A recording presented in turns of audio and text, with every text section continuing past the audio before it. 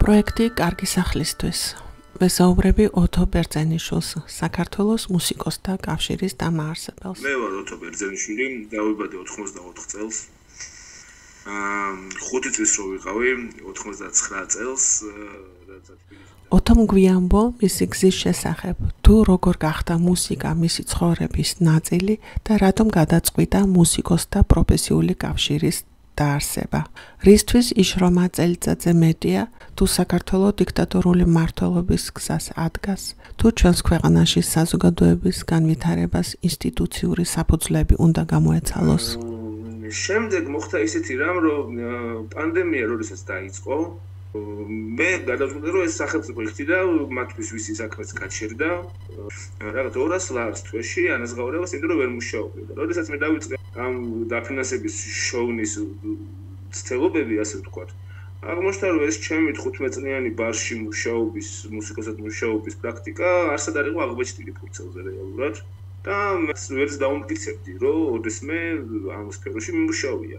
კიდე მას შემდეგ გაჩნდა იდეა ამ პროფკავშირის გაკეთების. ოთო გვიანბობს, რომ მისი მუსიკით დაინტერესების პირველ ხანებში დაუკავშირდა საბჭოთა პერიოდის ქართველ როკერებს, ეგრეთ წოდებულ ალტერნატიული სცენის მაშინდელ მუსიკოსებს და მათთან საუბრები ვიდეოზე ჩაეწერა. ოთოს ეს არქივი ელოდება გამომზიურებას და ამ ძვირფასი მასალის ფილმად ქცევას. როგორ შემოვიდა როკ მუსიკა საქართველოში, როგორ დაანგრია ამ კულტურამ ნაწილობრივ საბჭოთა კავშირიც.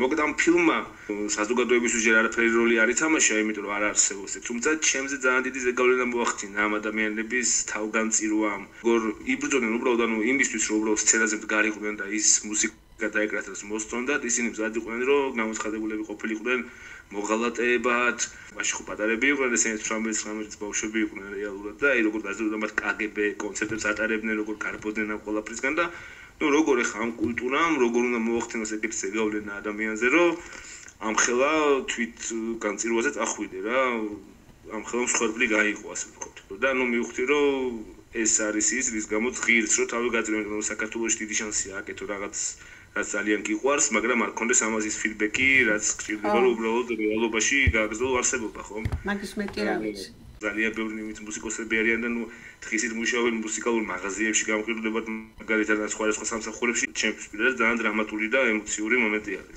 მოკლედ ამ პანდემიის ამბების მერე გაჩნდა ეს პროფკავშირის იდეა. აღმოჩნდა, რომ ჩემამდეც ბევრს მოსულია, მაგრამ რაღაცნაირად არ მივიდა ეს იდეა შესრულებამდე. დაველაპარაკე 27 ადამიანს მუსიკალური სფეროს სხვადასხვა განხრიდან და მათთან ერთად ჩამოვაყალიბეთ ეს პროფესიული კავშირი. დღემდესაც სილუარი ვიღაცებს ვერ ხვდებიან, ზოგს გონია კომუნიზმი, ზოგს გონია ის, ზოგს გონია ეს. ამიერკავკასიაში არასდროს არ ყოფილა მუსიკოსთა პროფესიული კავშირი, ეს პირველი ორგანიზაცია არის ამ სახის. ისე გაუფუჭა ეს ამ პროფკავშირებმა სახელი ამ ინსტიტუციას, იმითი რომ უბრალოდ აი საბჭოური გადმონაშთია ჩვეულებრივი, რომელიც იაფიანი საგზურების და საახალწლო კამფეტების შუქების გარდა არაფერს აკეთებს რეალურად პრობლემების გადასაჭრელად, რომ სერიოზად ეგ ვერ აღიქმებოდა. იმ დღეს მეგობარს ვესაუბრებოდი და ძალიან საინტერესო აზრი დავიჭირე, რომ რეალურად ეხლა საქართველოს როგორც დემოკრატიული ქვეყანა არის რაღაც 34 წლის თუ აქამდე საქართველოს სწავლობს სიარულს, ასე ვთქვათ, ფეხზე დადგომას, ახლა სწავლობს ლაპარაკს და ზუსტად ეგ არის ახალი პროფკავშირები. და აქ უკვე გადამწყვეტი მნიშვნელობა აქვს იმას, რომ ამ ყველაფერს მოусმინოს სახელმწიფომ. ჩვენ წესდებაში წერია, რომ ჩვენი წევრობა შეუძლია ყველა ადამიანს, ვინც მუშაობს მუსიკალურ სფეროში. არა მაინც და მაინც მუსიკოს და შემსრულებელს, არამედ შეიძლება იყოს სცენის მუშაკი, შეიძლება იყოს ჟურნალისტი, რომელიც მუსიკაზე წერს, შეიძლება იყოს მუსიკალური ფოტოგრაფი, კლიპმეიკერი, ასე შემდეგ. როგორი კარგი და საოცარი მთავრობაც არ უნდა გვყავდეს და როგორი ფანტასტიკური კულტურის მინისტრიც არ უნდა გვყავდეს, ეს შიდა პრობლემები რეალურად არ ეწოდინება. პირველ რიგში რაც ჩვენ უნდა ვაკეთებდეთ, ეს არის შრომითი უფლებების დაცვა. საქართველოში დასაქმებული მუსიკოსების 80% მუშაობს არალეგალურად. მათ დამსაქმებელსაც კი მეტად უნდა, რომ ისინი ოფიციალურად იღებდნენ საბუთით და როგორც საჭიროა. ხვალ დილით შემაქვს შრომის სამინისტროში კოლექტიური დავა სახელმწიფო კონსერვატორიის წინააღმდეგ, რომელზეც მუშაობდი რეალურად თვენახევარი, რათა ის ადამიანები, ვინც მართლა წინააღმდეგობრივად არიან გაწყობილები ამ პრობლემების მიმართ, რაც კონსერვატორიაში დგას, მაგალითად. მათაც კი ერიდებოდათ ამ საჩივრის შეტანა. მიუხედავად იმისა, რომ საჩივარი არც სასამართლოშია, ერთადერთი რაც ამ საჩივარს შეიძლება მოყვეს, ის არის, რომ გამოსწორდეს ის პრობლემები, რაზეც ვიჩვენე. მაგრამ აი ყველას გამჯდარია აქ ხალხს რომ ესე არ უნდა გააკეთო, იმიტომ რომ ეს ჩვენ ერთი ოჯახი ვართ, ჩიდა სამხედრო გარეთ არ გავიტანოთ და ეს აი საბჭოური მართლა რაღაცეები. კონკრეტულად კონსერვატორიას ვუჩივით იმაზე, რომ ანაზღაურება, რომელიც იქ აქვს, თუნდაც პროფესორებს, თუნდაც ასპირანტებს თუ დოქტორანტებს, ანუ საჩურის ერთ-ერთი პირველი პუნქტი ის არის, რომ 100%-ით მინიმუმ გაიზარდოს ყველა თანამშრომლის ხელფასი.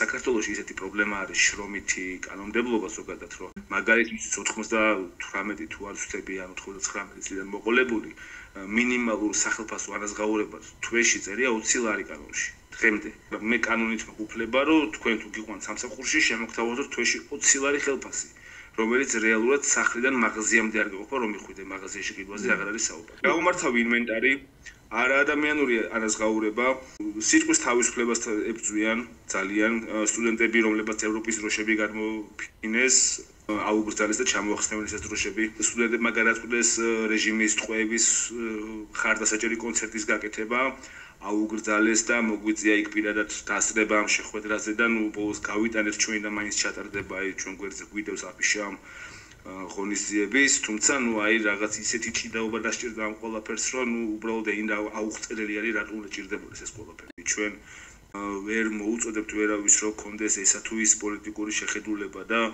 ჩვენ პატრიოტიზმ ყველას შეხედულებას ნამდვილად და მით უმეტეს ჩვენი წევრები არიან ყველანაირი შეხედულების ადამიანები, როგორც პოლიტიკური, ასე რელიგიური და სხვა.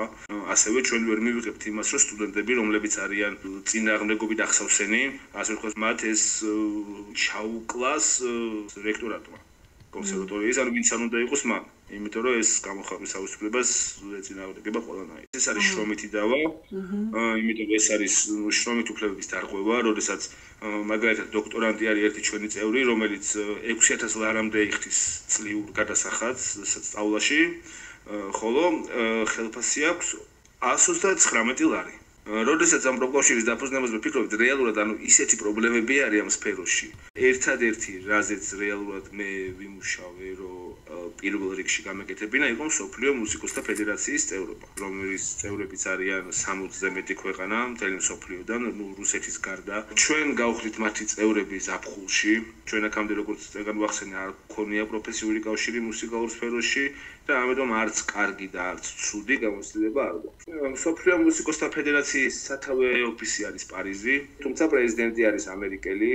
გენერალური მდივანი არის ფრანგი და ნუ არ ვიცი ხა ჩვენ ვიყავით მაგალითად 17 და 18 და 19 დეკემბერს ლუბლიანაში სლოვენიაში ამ ფედერაციის კონგრესზე, ევროპული ჯგუფის კონგრესზე შევიძინეთ ძალიან კარგი მეგობრები, ყველა ძალიან დიდი კომაგი არის საქართველოსი და საქართველოს ევროპული მომავლის კერძოდ მე რო იქ ჩავედი საქართველოში ძალიან დაძაბული ვითარება იყო და ნუ აი რამოდენი ერთი პირველი ორი დღე ვერც ხვდებოდი რომ აი რაღაც საშობაო პერიოდში ვარ ევროპულ ქალაქში ჩასული, იმიტომ რომ სულ აი აქციებზე მქონდა აზრები მათთან კონსულტაციით, მოკლედ იმედი გვაქვს რომ გავხდებით ადრე თუ გვიან პოლისმეიკერები, პირველ რიგში ვიმუშავებთ როგორც პროფკავშირი და არ დაგვრცალდა ამ რაღაც დრაკონული კანონების მიღებით და პროტესტში დგომით სულ. არის მაგალითად მუსიკალური განათლება საქართველოში. საქართველოს მუსიკალურ სკოლებში არ არის ფაქტიურად არც ერთი ვარგისი ინსტრუმენტი. ანაზღაურება მუსიკის მასწავლებლების ამ სასწავლებლებში არის ისეთი დაბალი, რომ ახალგაზრდა მასწავლებლად სტატისტიკას რო შევხედოთ, ითვლება 50-55 წელს ზემოთ მასწავლებელი. ანაზღაურება აქვს 20 ლარი ბავშვში, ხოლო მოსწავლე ყავს 4-5. ორკესტრი, საქართველოს სიმფონიური ორკესტრი რეპეტიციებს გაურემონტებელ შენობაში არსებობს ესეთი ნიჭი ერთ აწლების პროფკავშირი. ამ ადამიანებმა და რამოდენიმე კიდე პასუხისმგებლიანმა მუსიკის მასწავლებელმა კულტურის სამინისტროში თეა წულუკიანის დროს სხვათა შორის დააწერინეს კანონპროექტი. ეს არის კანონპროექტი, რომლის მიღების შემდეგაც მაგალითად მასწავლებლების მდგომარეობა გაუმჯობესდებოდა 1000. ამ კანონპროექტს ცხვირწინ უტრიალებით მასწავლებლებს უკვე მეორე არჩევნებია. იმისათვის რომ ხმამისთენ ისევ კოცებს არ იხმაურონ, არ აპროტესტონ, ანუ ეს კანონი იმისთვის კი არ დაიწერა, რომ მასწავლებლებს დახმარებოდა.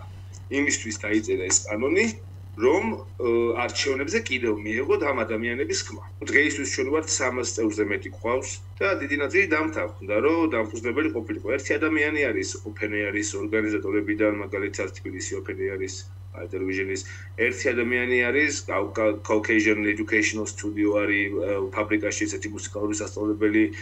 და ასე შემდეგ. ამ წუთისთვის არის ჩვენი საწოლო გადასახადი 5 ლარი თვეში ადამიანიდან და მუსიკის მასწავლებლები ყავს განთავისუფლებულები საწოლო გადასახადისგან. პირველი ფონდი, რომელიც დაგვეხმარა იყო EDS European Endowment for Democracy, პატარა გრანტი მოგცა, რამაც რეალურად მოგვიყვანა დღემდე. კლასიკური მუსიკოსებიდან ახლა დღეს ვინც დგას წინააღმდეგობაში ყველა ჩვენი წევრი არის და ძალიან მინდა რომ კლასიკური მუსიკის კავშირი ცალკე გაკეთდეს ჯაზის და სოულის კავშირი, ჰიპ-ჰოპის, როკის, რომ აი ამ კავშირმა თავის შიდა პრობლემებზე თავად იმუშაონ და ჩვენ რაღაც იურიდიული და სხვა დახმარება გავუწიოთ მათ. ჩვენ გვაქვს ეგეთი პროექტი მუსიკალური აქცენტები.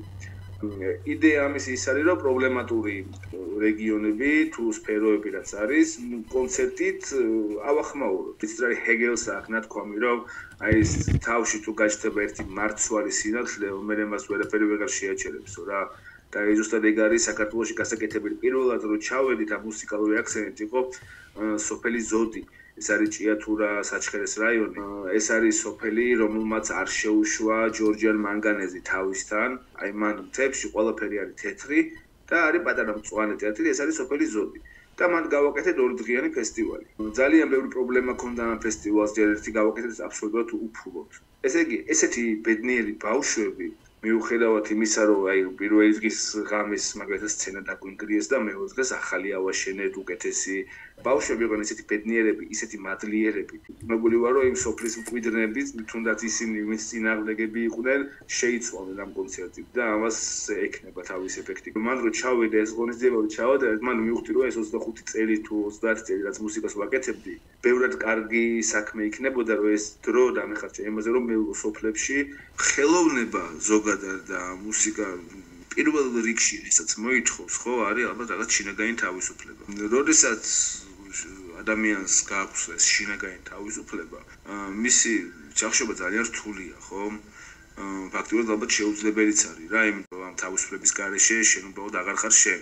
მუსიკოსებს არ აქვთ ეს პრობლემები, რაც სიტყვაზე საქართველოს მოსახლეობის რაღაც ნაწილებს აქვს, ხო? თუნდაც ეს ჰომოფობიური, რაღაც ეს გამოგონილი საიდუმლო საზოგადოებების შიში და ამ რუსული ნარატივზე აყოლა რა. რეალურად ეს ხო თავისუფლებასთან ბრძოლა არის. ეს ხო ჩაგურელები ცდილობენ საბოლოოდ ხალხის დაჩაგვრას. ვისი დაჩაგვრა შეუძლიათ. მუსიკოსების გარკვეული ნაწილი შეიძლება არაცნობიერად ერთვება ამ ყველაფერს. შეიძლება ეს ყველაფერი საერთოდ არ უფიქრია რა. ეს შეიძლება საერთოდ ესე არც არის და უბრალოდ ჩემი აზრი არის რა. ქაშვერთან სიმღერა, ხო, რამდენი ხანია ყოველ დღე მღერიან ქაშვერთან, ჩვენ იგივე დავით შუღლიაშვილი, იგივე ეს ჩვენებურები რო არის ანსამბლი მათი რაღაც რამდენიმე წევრი, სხვა ფოლკლორისტები, რაღაც ადილეის, ალტრონათაძის ოსნობით და ასე შემდეგ. ეს ყველაფერი ხო თავისთავად ხდება. ეს არ არის ის, რომ ამათ ურეკავს ვინმე პარტია ან საერთაშორისო ორგანიზაცია იმოდი დღეს თქვენი დეკით ქაშვერთან იმღერეთ ეს მომგებიანი იქნება. არა, ეს იმიტომ ხდება, რომ იქ არის სილაღე, რომლის გარეშეც ვერც მუსიკა იარსებს, ვერც ხელოვნება და რეალურად ვერც დემოკრატიული სახელმწიფო. თავისთავად ხდება, ეს ამას რაღაცა სხვა ძალა გარდახობს ამ ადამიანებს. ეს თავისთავად ეს ხალხი მოდის, არ ჩერდება, არ ნებდება და არ ვიცი ხა ესეთი მასშტაბური პროტესტი საქართველოში აქამდე ნამდვილად არ ყოფილა. ძალიან უცნაური რა არის, რომ ეხლა მოგიხსენებათ საქართველოში დღესდღეობით რა ვითარება არის, აქედან პოლიცია, იქიდან სპეცნაზი, მესამე მხრიდან ეს ტიტუშკები ეგრეთ წოდებული, ხო, ყველა ერჩის და ჩვენ რეალურად იმის და მიუხედავად რომ რაღაცა ეს პარტიულ კუთვნილება არ გვაქვს, მაგრამ ნუ ნათელი არის ჩვენთვის, რომ თუ საქართველო არ წავა ევროპისკენ, მაშინ აქ შრომით უფლებებზე საუბარსაც აზრი არ ექნება და ჩვენი ორგანიზაცია დაბადებისთანავე კვდება. ქვეყანაში სადაც ესე ორ დღეში ერთხელ ცემენ ხალხს, მორბიან ეს რაღაც ქუჩიდან მოსული ადამიანები და ურტყავენ გამპროტესტებლებს. ჩვენ არც ერთ ღონისძიებაზე არ ყოფილა კონფლიქტი.